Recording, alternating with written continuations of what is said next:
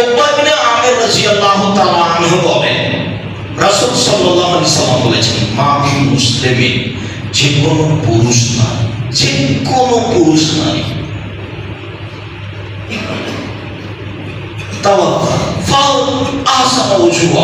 ওযু করলো, সুন্দর করে ওযু করলো। দেখলেন, সরাসরি হাদিসে চলে আসে, আল্লাহ নবী বলছেন ওযু করলো, সুন্দর করে ওযু করলো।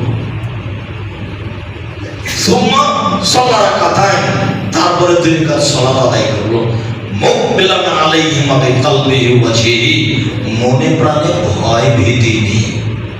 তাহলে আগের হাদিসে ছিল মনে মনে কথা বললো না, আর এই হাদিসের শব্দ আসলো মনে প্রাণে ভয় ভীতি নিয়ে। আমার এটা হয়ে গেছে, তুমি আমাকে ক্ষমা করো, আমি খুব বিপদে আছি, তুমি আমাকে বিপদ থেকে উদ্ধার করো। তাহলে বিষয়গুলো এরই মানে হলো মনে প্রাণে ভয় ভীতি নিয়ে 2 রাকাত সালাত আদায় করলো। ওয়াজাবাত লাহুল জান্নাহ, সে জান্নাতে যাবেই। হাদিস বুখারী মুসলিম। বিবেচনা আমার আপনার নয়, বিবেচনা মুহাম্মদ সাল্লাল্লাহু আলাইহি ওয়াসাল্লাম। উনি বলেছেন তার জন্য জান্নাত জরুরি। ওযু করে 2 রাকাত সালাত। আমাদের এখন কথা চলছে ওযু করে 2 রাকাত সালাত। বুরাইদা রাদিয়াল্লাহু তাআলা আনহু বলেন,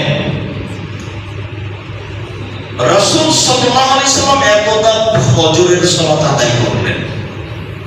খাতাম বেলাল দিয়ে বেলালকে ডাকলেন। সালাম ফেরার পরে বলছেন, বেলাল, বেমা সাবাক্তানি ইলাল জান্নাহ, তুমি জান্নাতে আমার আগে গেলে কিভাবে? কি কারণে তুমি আমার আগে জান্নাতে চলে গেলে? মা দাখালতু জান্নাতা কাবদুল্লাহ স্বামী তো খাসখাসা থাকা আমি, যখনই আমি জান্নাতে ঢুকেছি দেখি তুমি আমার আগে আগে জুতা পায়ে দিয়ে হাঁটো, এটা কেন? বলো বেলাল, কি কারণ? অন্য হাদিসে এসেছে, আইমামালিন আরজাইন্দা, এমন কি আমল করো তুমি যে আমলের ব্যাপারে তুমি আশাবাদী যে এই আমল দিয়ে আমি নবীর আগে আগে হাঁটি?